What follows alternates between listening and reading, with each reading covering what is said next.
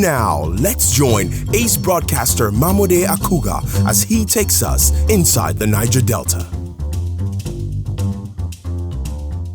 Hello out there and welcome. It's Inside the Niger Delta, the authentic voice of Nigeria's oil-rich region. I'm your regular host, Mamode Akugha. In our first edition of the program, in the new year, we take a look at 2019 in retrospect in Nigeria's oil-rich region. How did the Niger Delta fare in 2019? And what were the major events that shaped the outgone year in the Niger Delta? Answers to these questions and other questions will be provided in the course of the program. To the delight of most observers of the ongoing peace process in the region, the year 2019 did not record any major attack on Nigeria's oil assets in the Niger Delta, which remained relatively calm in the period under review. The relative peace witnessed in 2019 notwithstanding, the outgone year recorded some ups and downs in coordinated efforts to address the region's bedeviling trinity of poverty, insecurity, and underdevelopment. 2019, being an election year, also witnessed intense politicking, which culminated in bitter losses and sweet victories in various political camps across the region. It goes without saying that 2019 was an eventful year for the Niger Delta, and I urge you to stay tuned as we take a flashback on some of the major events that made the headlines in the outgone year. Inside the Niger Delta, the authentic voice of Nigeria's oil-rich region, will be back in just a moment. Don't go away. Inside the Niger Delta. Welcome back to the program. It's Inside the Niger Delta, the authentic voice of Nigeria's oil-rich region. And we're taking a look at events that shaped the year 2019 in the Niger Delta. The free-for-all looting of the Amnesty Vocational Training Center in Kayama Town in Kolokuma-Pokuma local government area of Bayelsa State by yet-to-be-identified hoodlums was one of the most shocking developments across the Niger Delta in the year 2019. Precisely on February 14, 2019, a crowded mass of looters, including women and children, had stormed the vocational training center. They reportedly overpowered security personnel on guard and carted away post-training starter packs procured for ex-agitators that enlisted in a vocational training program. We condemn it in all entirety. I do not see it as a way forward because in the Niger Delta we have suffered a lot, and this is also a setback because that program was supposed to increase and improve the livelihoods of the people mostly around that community. If such a project of monumental proportion that would have helped and galvanized, the development of this area and even kind of stemmed down the violent palpitations that we have in the Niger Delta has been so vandalized, it should be a room to consign to all Nigerians, particularly the government, the presidency, and the amnesty office. For over 3 consecutive days, the unrestrained looters were busy cutting away all movable items in the facility, valued at hundreds of millions of naira. It was indeed a shocking incident to which many groups reacted in the Niger Delta.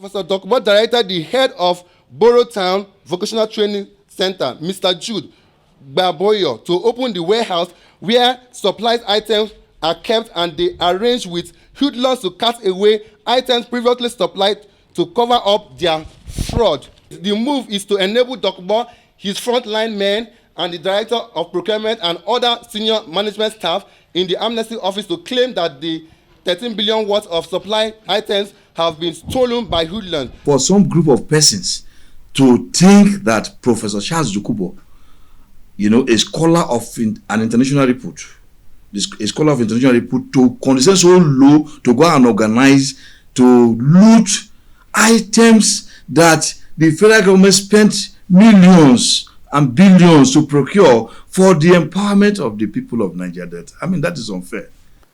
After several groups protested and called for the sack of coordinator of the Presidential Amnesty Program, Professor Charles Quakers Dokubo, a 6-man investigative panel was set up to probe the incident with a mandate to unmask and prosecute its perpetrators and sponsors in 7 days.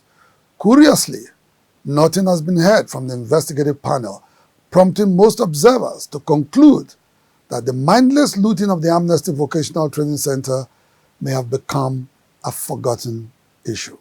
How unfortunate. In September 2019, the protracted dispute on the ownership and control of oil mining lease, OML 25, in the oil-rich Kula Kingdom was successfully resolved by the federal government. On this date, the highly lucrative Belema Flow Station and gas plant was officially reopened for business after the Nigerian National Petroleum Corporation, NNPC, and its joint venture partners had lost about $1.7 billion to its shutdown and occupation by protesting Kula women for a period of over 2 years. Women from Ofonyama, Belema, and Ngeje communities, which jointly share hosting rights to the facility, accused Shell of corporate social responsibility infraction and non-implementation of Memorandum of Understanding MOU with its host communities. The distraught oil-producing communities of Kula Kingdom had declared Shell a persona non grata in OML 25 for allegedly failing to improve their lots since it began oil drilling activities in the area some 40 years ago. They insisted that the license for the operation of OML 25 be transferred to Belema Oil Producing Limited, whose founder and president, engineer Jack Richtain Jr., is a son of the soil.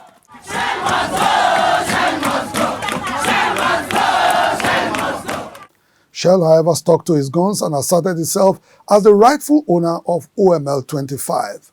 And with no end in sight for the dispute over the operatorship of OML 25, Governor Nyesom Wike of Rivers State intervened and gave the protesting Kula women a 7-day ultimatum to vacate the Belema Flow Station. Federal government is being denied revenue. State government is being denied revenue. Local government is being denied revenue. As a responsible government, will you fold your hands and allow this? I'm not interested about who has right to drill oil. It's not my business. It's not my business. I don't give such a this. I don't. But when there's a problem where the community is affected, I must come in. The governor's order, however, fell on deaf ears as the angry protesters continued to occupy the oil facility, thereby prolonging the crisis on OML 25. Eventually, what seemed like an intractable feud was successfully resolved by the federal government on September 17, 2019. Parties to the OML 25 dispute, including NNPC, Shell, and Belema Oil, were invited to a peace meeting in Abuja, where they signed a pact recognizing Shell as the major owner of the flow station. In line with the agreement, Belema Oil was mandated to take charge of maintenance of the oil facility. Belema Oil was also put in charge of employment and development of host communities, as well as patrol and surveillance of the facility. As far as I'm concerned, the biggest beneficiaries of this agreement are not the companies that are sitting with us. The biggest beneficiaries are the communities that have been suffering from the quarrel of the elephants. Following an amicable resolution of the dispute on the operatorship of OML 25 was the reopening of the Belema Flow Station and gas plant on September 28, 2019. It's a very good, welcome development. We are all happy that today the community, after staying away for 2 years, suffering and all the rest that have taken so many years, today reality has come to play that the facility has been reopened and development will come immediately. I'm so happy because our struggle was not in vain again. We have seen what the community here has been going through, and we have none other option than to work with NNPC and SPDC and also with the federal government to making sure that this community lives a better life about this time next year. I want to assure the communities, I want to assure the entire people that under President Buhari, this situation will definitely change. This is why he has directed that every step be made to negotiate with the community and reopen this station so that production can continue, the economy and oil will flow to fund the budget and for the community to be attended to. So we're very grateful to the Belema community, Belema Oil, Shell, the Nigerian Army, and all the institutions that had protected the situation. And of course, the Ministry of Petroleum Resources and the NNPC. Inside the Niger Delta. Without a shadow of doubt, 2019 was a year of reckoning for the Niger Delta Development Commission, NDDC.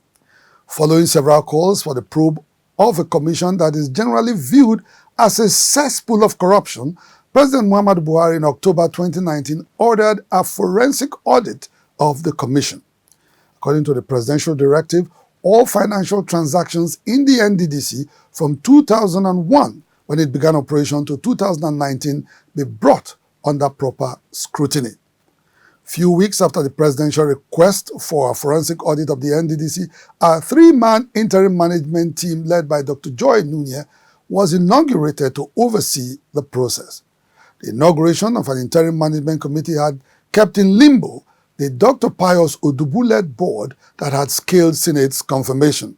This development generated a rippling controversy that was finally laid to rest with an official communication from the president.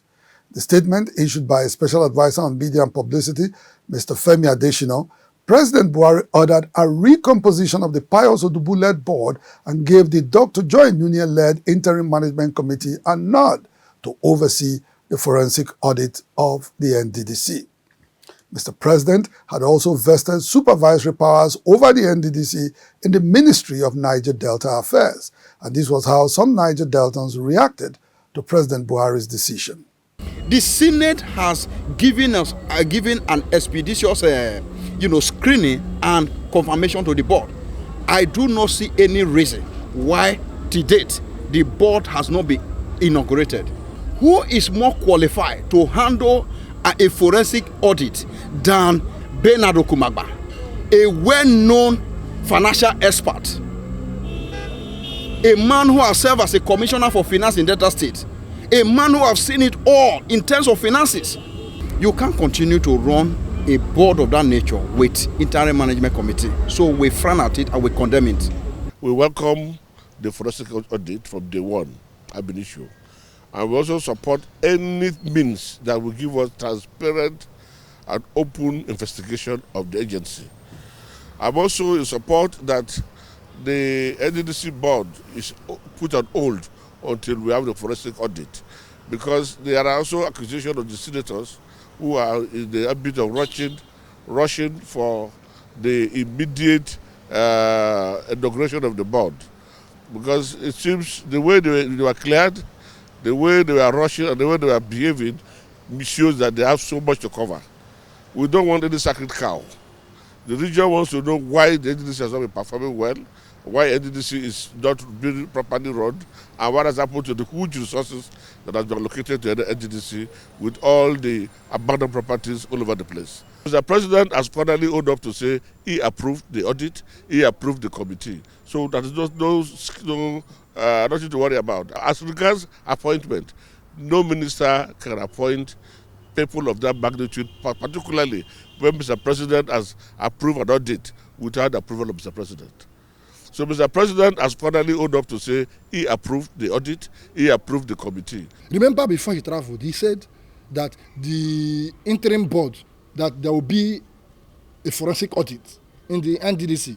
Suddenly, the third Senate screened. But the president, through the minister, appointed the interim chairman, Brin Joy Nunye. The president now is in line and in touch with what his minister Akpabio did. I think he has shown that he is in charge. Inside the Niger Delta. On the political scene, the opposition All Progressives Congress, APC in Bayelsa State, practically gave the ruling People's Democratic Party, PDP, a technical knockout in last year's governorship election conducted on the 16th of November. In the November governorship contest, Mr. David Pereworimini Lion of the APC polled 352,552 votes to beat his closest rival, Mr. Doyediri of the PDP, who polled 143,100 172 votes.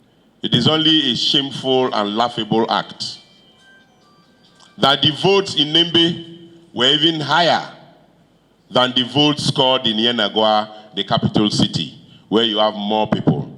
For us, the elections on that date, the 16th of November, particularly the figures that came out therefrom, are a charade and a ruse.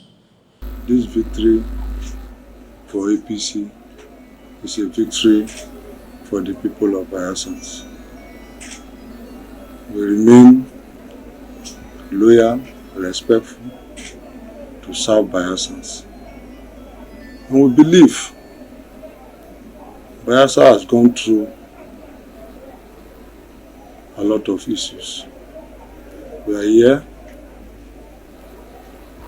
with the help of stakeholders, all Bayelsans, to amend and correct those mistakes. Go to market places, all the women jumping, dancing, streets everywhere, joy all over the world. That's showing that indeed Bayelsa people need a change.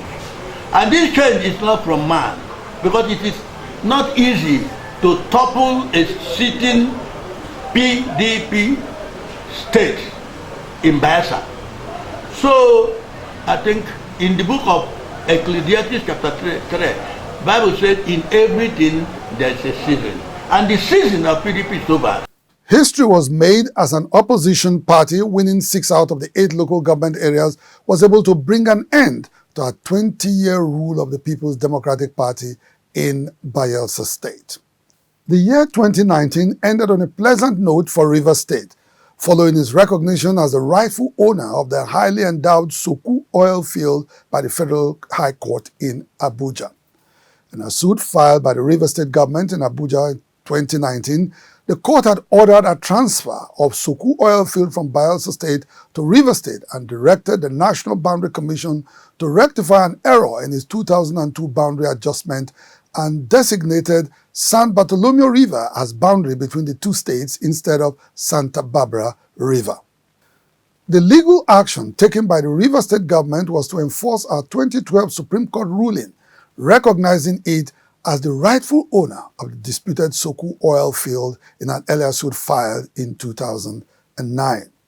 Trailing the Federal High Court's decision on the disputed Soku oil field was an immediate reaction from Governor Nyesom Wike and other citizens of Rivers State. We don't talk law on pages of newspapers. Judgment has been given. The best we can do is to go on appeal. It's not to say, and I have a contract with Rivers State government, with Rivers people. I will protect the interests of Rivers State. Even if you're my best friend, that does not mean that because you're my best friend, you come and take what belongs to Rivers State. No, nobody does that. Even if you will take it, you need to speak to me. Then let me willingly, voluntarily give it to you. With the recent judgment by Justice Ekwo of the Federal High Court Abuja, it's also going to change the nomenclature, or it's going to affect what Rivers State should get. What we are talking about is the equations about what quantum of oil production that is gotten from each of the states.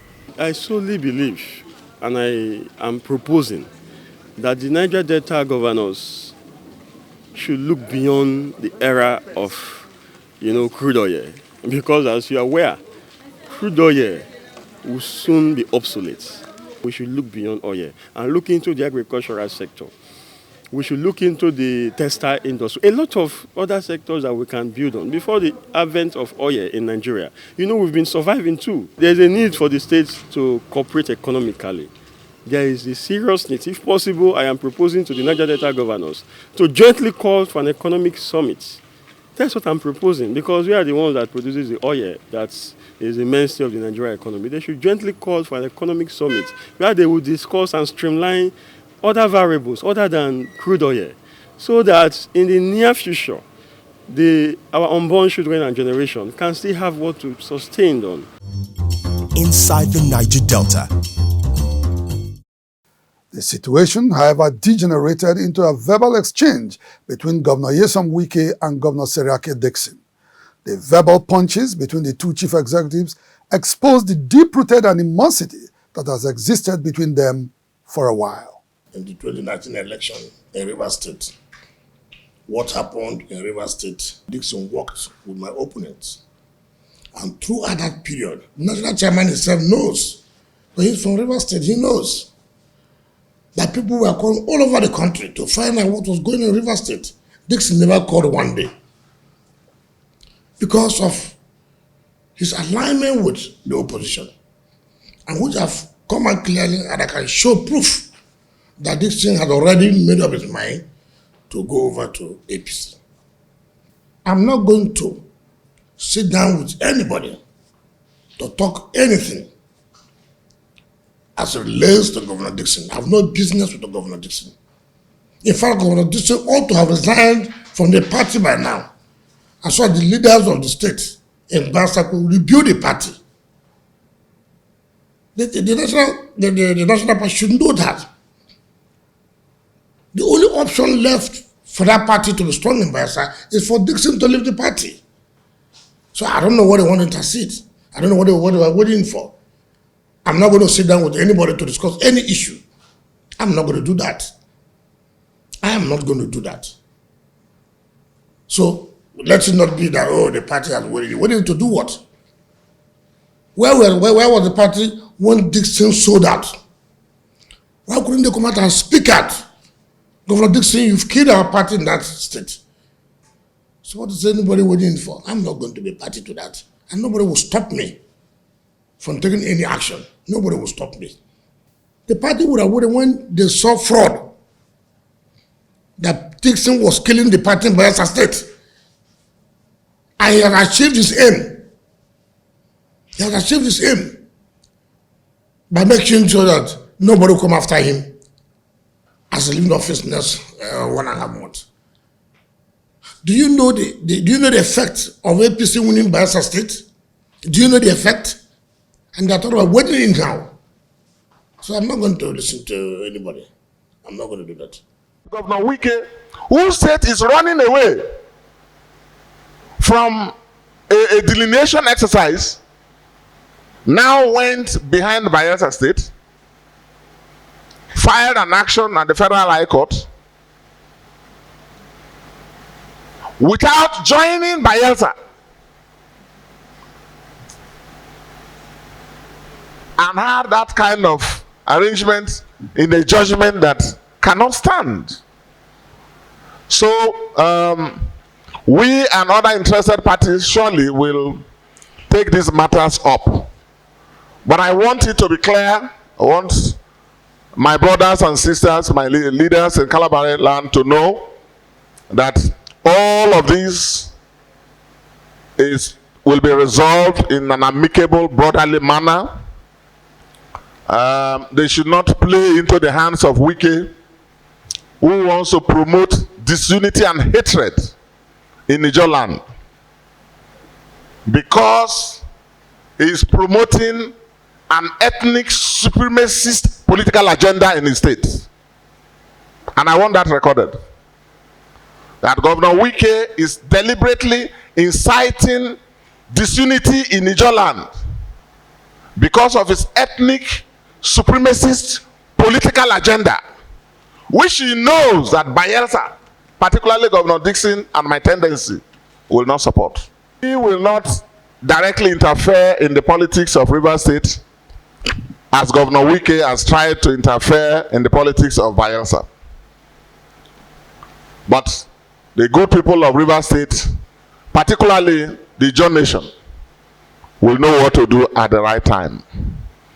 And whether Governor Dickson is in office or is out of office, let me tell Wike and people and other detractors of the John Nation that Governor Dickson will be around and will support any agenda that is meant to support our people. I will not run away from the joint national challenges. In fact, I'll be freer that time. I'll be freer. So, for people who are rejoicing that Governor Dixon is leaving, I will be around and I'll be available to play my role. Even at that time, I'll be freer to play my role. Inside the Niger Delta. Well, that's the size of our package for today as we look forward to a more peaceful and politically stable ambience in the Niger Delta in the year 2020. Inside the Niger Delta, the authentic voice of Nigeria's oil-rich region will be back same time, same station next week. Until then, you can follow us on our social media handles showing right now on your screen. Until next week, I am Mamode Akugha saying thank you so much for watching and bye for now.